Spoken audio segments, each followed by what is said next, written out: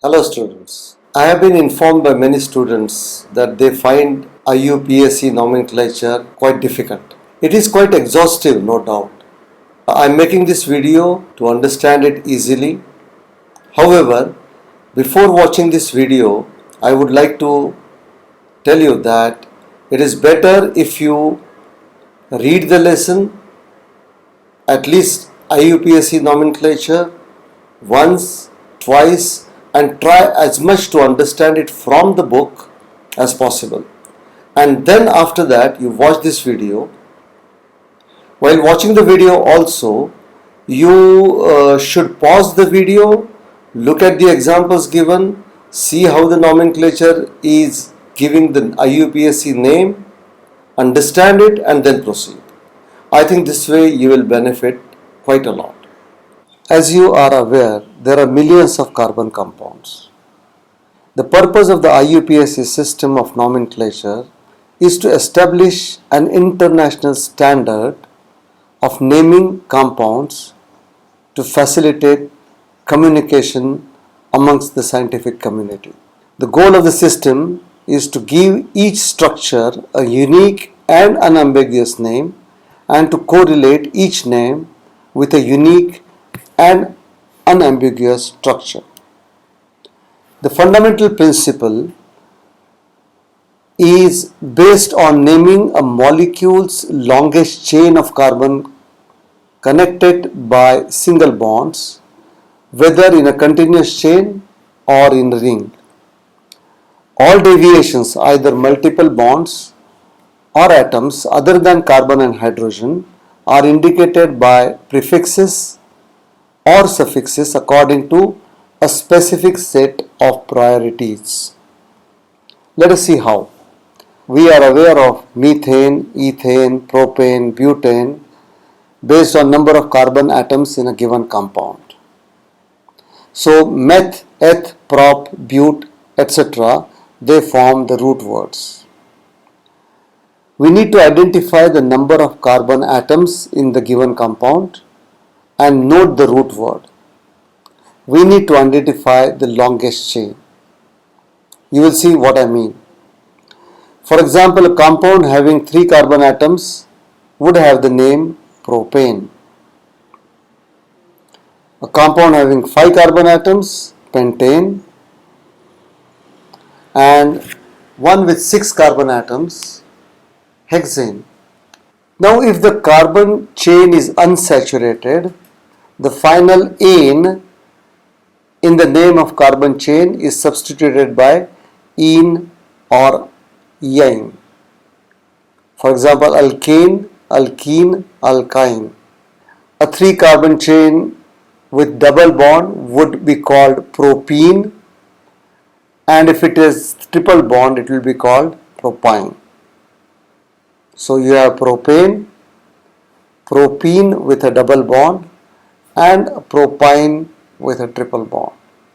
In case a functional group is present, it is indicated in the name of the compound with either a prefix or a suffix. We will see prefix first.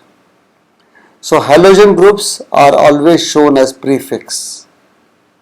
F prefix is fluoro for fluorine, Cl chlorine, chloro is the prefix, similarly bromo and iodo.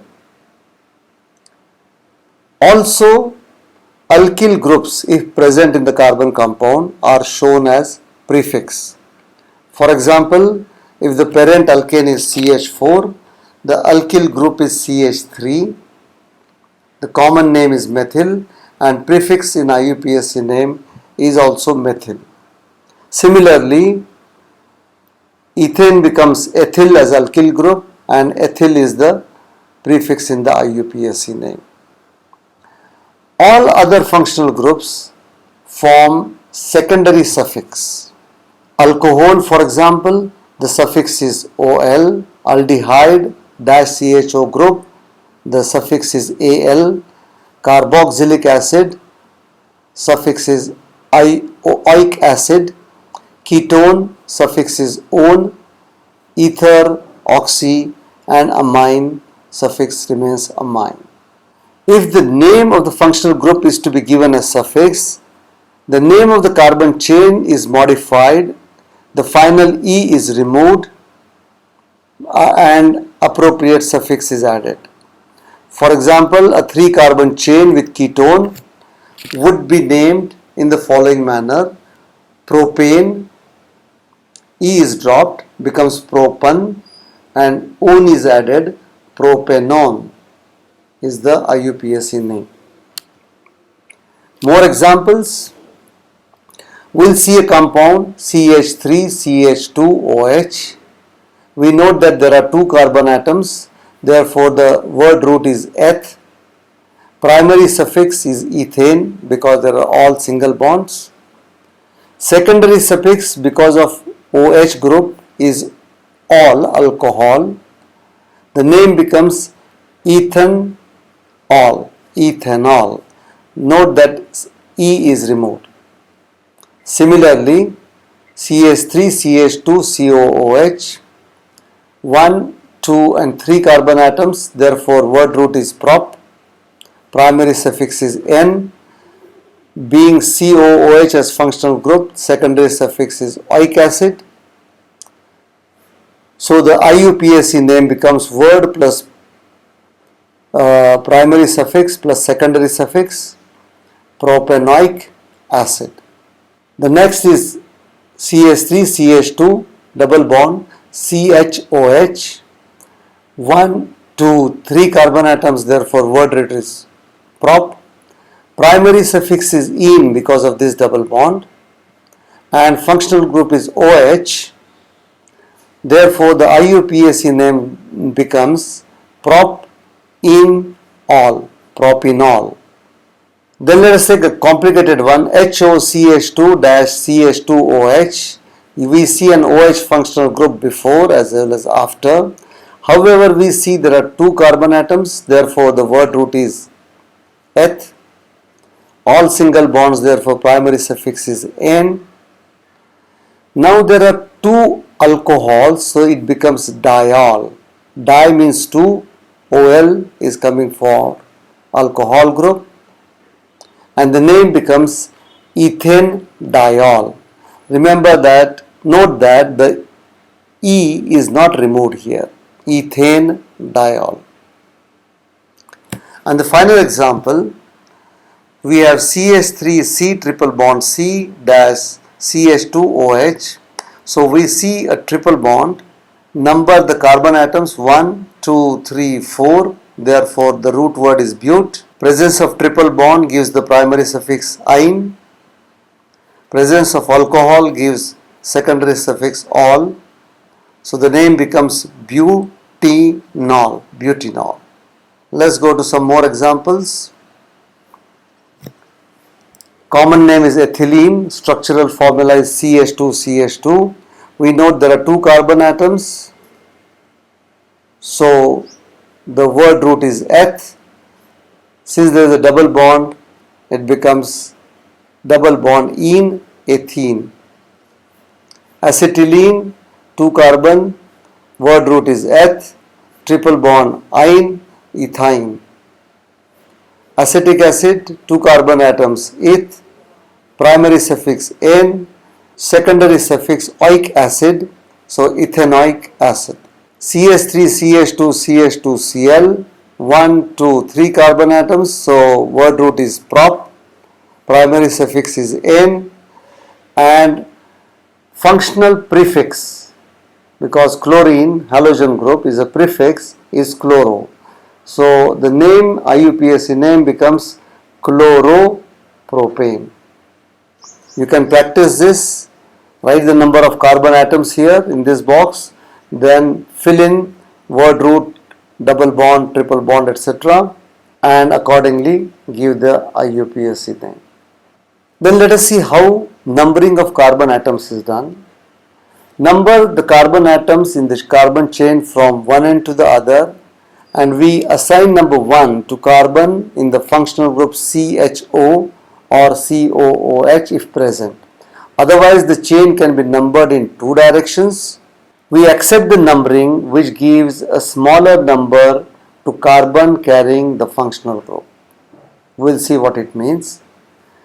The final name, a digit, that is a number, and a character letter should be separated by a small horizontal line. Let us see this example.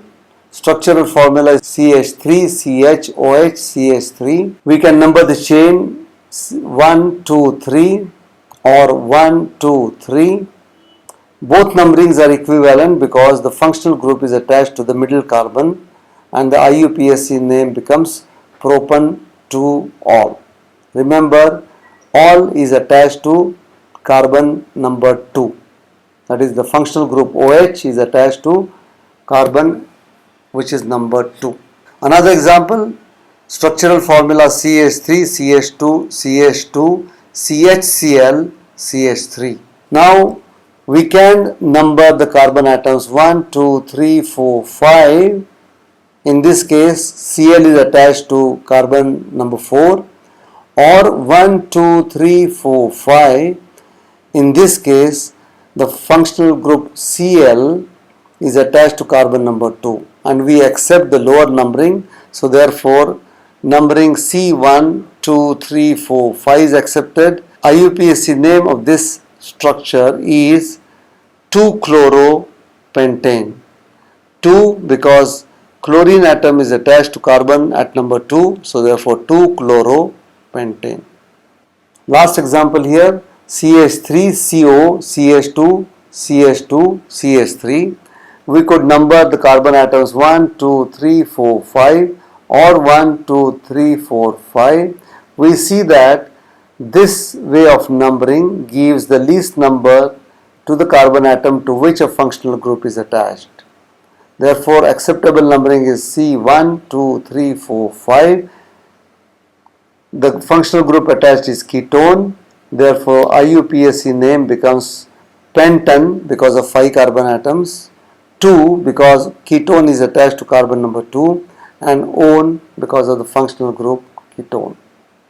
You will see that carbon chain is 1, 2, 3, 4, 5 is pentane.